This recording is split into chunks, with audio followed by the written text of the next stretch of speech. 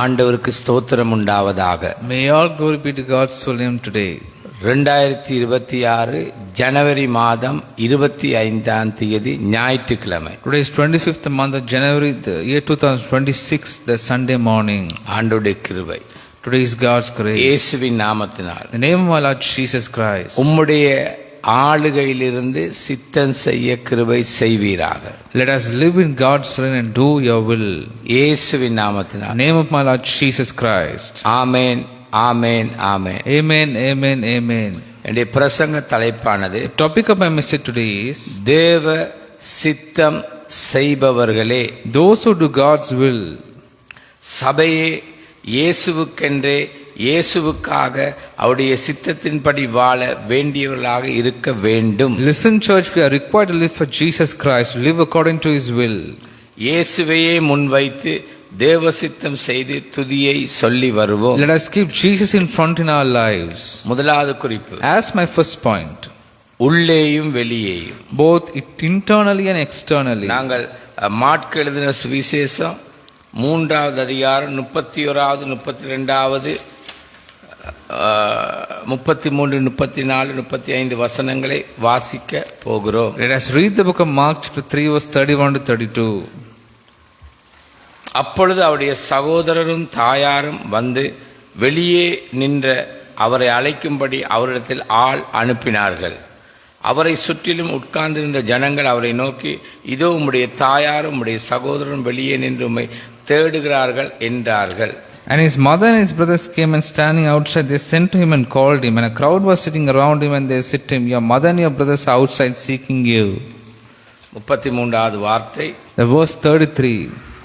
அவர்களுக்கு அவர் பிரதி உத்தரமாக, என் தாயார் யார், என் சகோதரர் யார் என்று சொல்லி, And he answered them, who are my mother and my brothers? தம்மை சூழ உட்கார்ந்திருக்கிறவர்களை சுற்றி பார்த்து, இதோ என் தாயும் என் சகோதரரும் இவர்களே. And looking about at those who sat around him, he said, here are my mother and my brothers. தேவனுடைய சித்தத்தின்படி செய்கிறவன் எவனோ அவனே எனக்கு சகோதரனும் எனக்கு சகோதரியும் எனக்கு தாயுமாய் இருக்கிறான் என்றார். For whoever does the will of God, he is my brother and sister and mother. முதலாவது குறிப்பு, As my first point, உள்ளேயும் வெளியேயும். both internally and externally.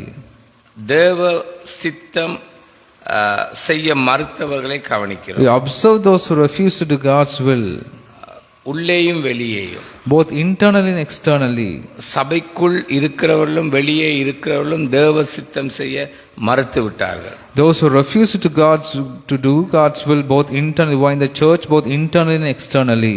திரும்பவும் அந்த வார்த்தையை வாசிக்கிறேன். I'll repeat the verse again. அப்பொழுது அவருடைய சகோதரரும் உம்முடைய தாயாரும் உம்முடைய சகோதரரும் வெளியே நின்று உம்மை தேடுகிறார்கள் என்றார்கள். And a crowd was sitting around him, and they said to him, your mother and your brothers are outside seeking you. உலகத்திலே உள்ளவர்களும் தேவ சித்தம் செய்ய மறுத்து விட்டார்கள். சபைக்குள் இருக்கிறவர்களும் தேவ சித்தம் செய்ய மறுத்து The இருக்கிறார்கள். people in the church and the people outside the world have refused to do God's will in their lives. வேதனை தான்.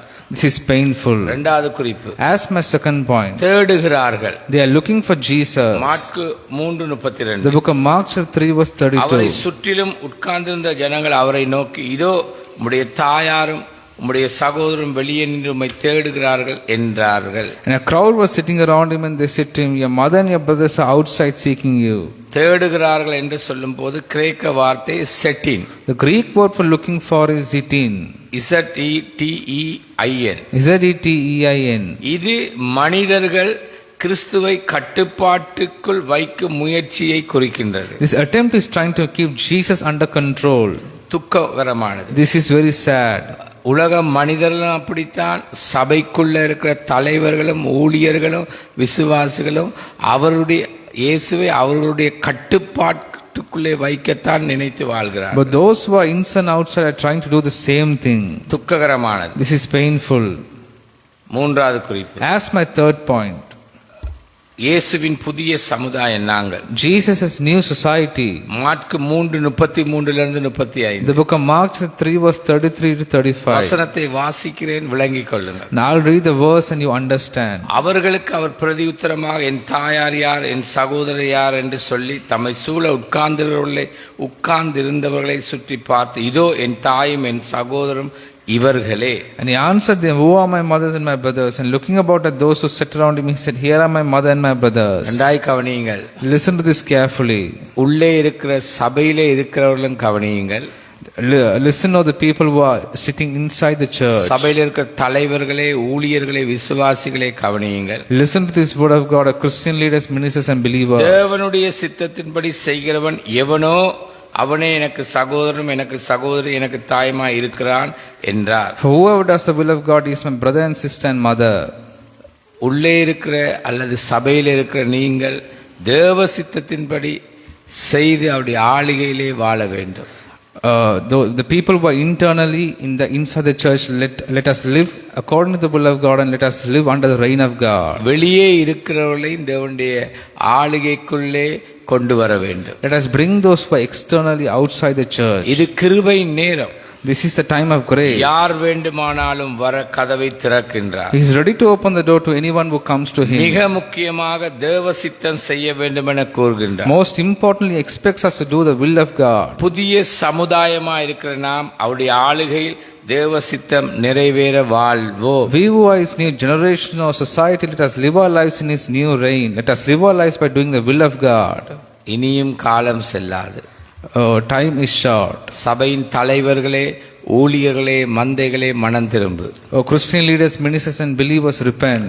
நீங்கள் மனம் திரும்பி ஆண்டவருடைய ஆளுகையிலே வாழ்ந்து சித்தம் செய்து உலகத்தில் உள்ளவர்களை தேவனுடைய கிருபை நேரத்துக்குள் கொண்டு வாருங்கள். Bring the people who are outside the church in the world to the time of grace.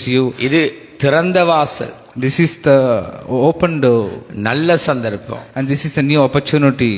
கவனமாய் ஓடுங்கள். Let us run carefully. இயேசுவின் நாமத்தில். The name of my Lord Jesus Christ. வார்த்தையின் வெளிச்சத்தை புரிந்து உணர்ந்து மனம் திரும்பி தோட்டத்தையோட கிருபை செய்வீராக. Let us understand the light of God and walk about it. இயேசுவின் நாமத்தில். The name of my Lord Jesus Christ. Amen, amen, amen. Amen, amen, amen. கர்த்தர் தாமே உங்களை ஆசீர்வதிப்பார். May God bless you abundantly.